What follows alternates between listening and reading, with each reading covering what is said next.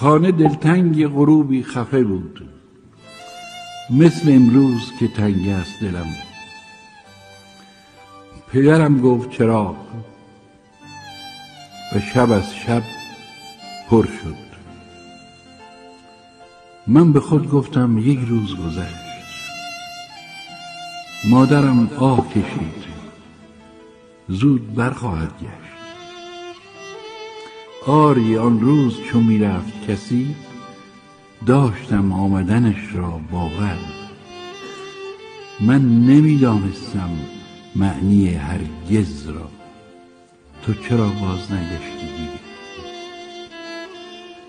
آه ای واژه شوم، خو نکرده است دلم با تو هنوز.